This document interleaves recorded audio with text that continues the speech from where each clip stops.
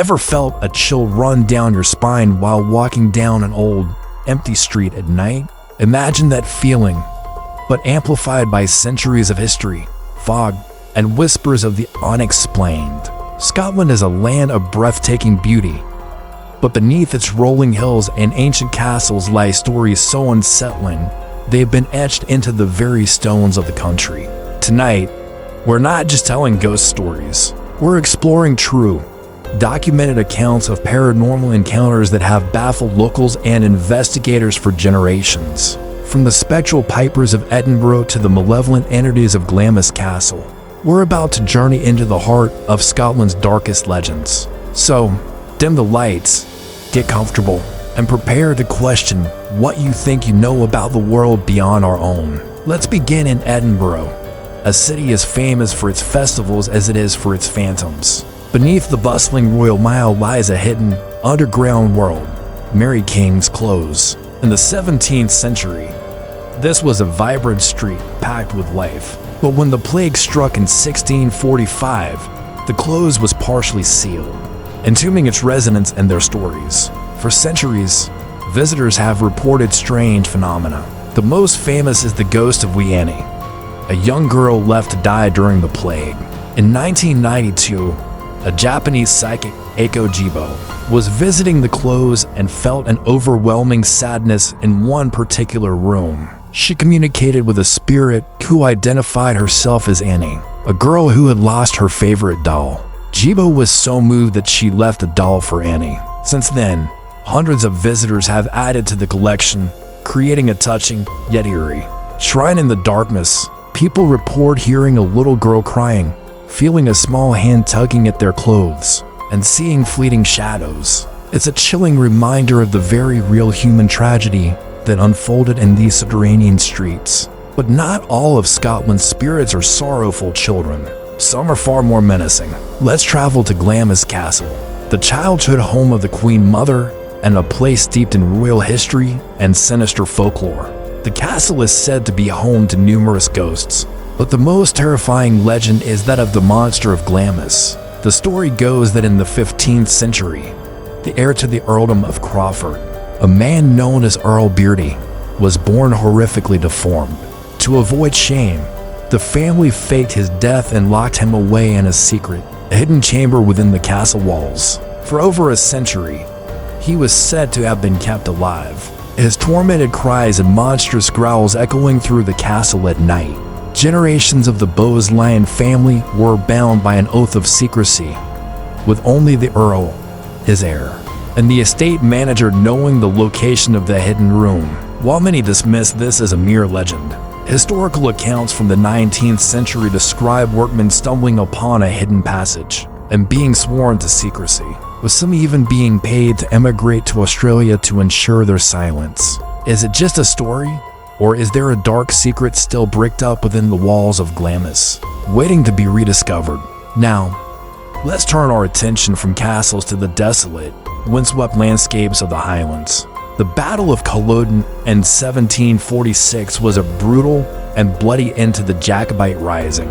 In less than an hour, thousands of Highlanders were cut down. The battlefield is now a solemn memorial, but many believe the echoes of the terrible day still linger. On the anniversary of the battle, April 16th, visitors and locals have reported hearing the unmistakable sounds of battle, the clash of steel, the screams of men, and the thunder of cannon fire drifting across the moor. Some have even seen ghostly figures in Highland dress, reenacting their final, desperate moments before vanishing into the mist. One of the most poignant sightings is that of a tall, dark-haired Highlander who is often seen lying on the ground, seemingly wounded, before he fades away. Investigators have recorded unexplained electronic voice phenomena, or EVPs, capturing faint cries of defeat and murder amidst the wind. These aren't just spooky tales, they are deeply ingrained in the local culture, a haunting tribute to the souls who fell on that tragic day. Our next story takes us to the heart of Glasgow, to a place you'd least expect to find paranormal activity, a modern hospital. The Glasgow Royal Infirmary, while a place of healing, is built upon grounds with a dark past. It stands near the former site of the Bishop's Castle, a place of imprisonment and execution. For years, staff and patients have reported encounters with a figure known as the Grey Lady. She is described as a woman in old-fashioned, gray clothing, seen wandering the corridors, particularly in the upper floors of the old building and near the rheumatology department. Her appearance is often accompanied by a sudden drop in temperature and a feeling of immense sadness. The most common theory is that she is the spirit of a patient who leaped to her death from one of the hospital's windows after being told her beloved had been killed in the war. She is said to roam the halls, endlessly searching for him. Nurses on the night shift have reported seeing her walk through closed doors and vanish before their eyes. Is she a collective hallucination born from the stress of a hospital environment, or a lost soul forever tied to a place of great emotional turmoil? Let's journey to the remote and rugged coast of the Outer Hebrides, to the Flannan Isles. In December 1900, a passing ship noted that the lighthouse on Eilean Moor, which was supposed to be a beacon of safety, was dark. A relief vessel was sent to investigate. What they found has become one of Scotland's most enduring maritime mysteries. The lighthouse was deserted. The three keepers, Thomas Marshall, James de Cat, and Donald MacArthur, had vanished without a trace. The front gate and the main door were shut, the beds were unmade, and a single oilskin coat was left behind, suggesting one of the keepers had rushed out into a storm without his gear. The logbook's final entries were bizarre. They described days of hurricane-force winds that were not reported by any other ships in the area. The last entry spoke of the men praying and one of them crying in fear. But the strangest clue was an overturned chair next to the dinner table, as if one of the men had sprung up in a hurry. No bodies were ever found. Theories range from a rogue wave washing them away to a fight among the men, or even something more supernatural.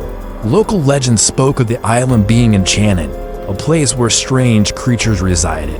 What could have made three experienced lighthouse keepers abandon their post and vanish into the unforgiving Atlantic?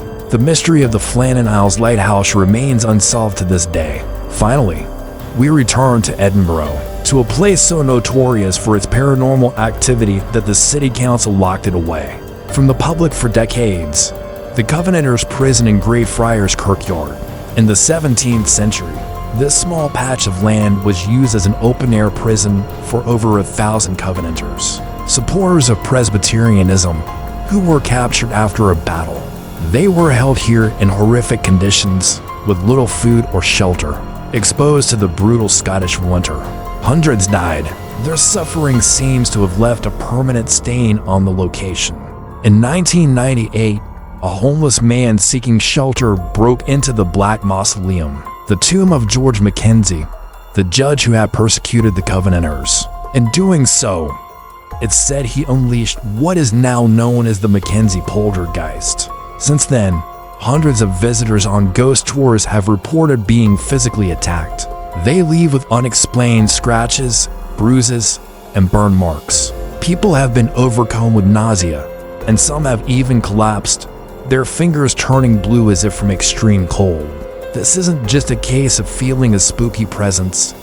It's a documented phenomenon of physical assault from an unseen force. The University of Edinburgh even conducted a study, confirming that a statistically significant number of people experienced unusual sensations in that specific area. The Mackenzie poltergeist is considered one of the most well-documented and aggressive paranormal cases in the world.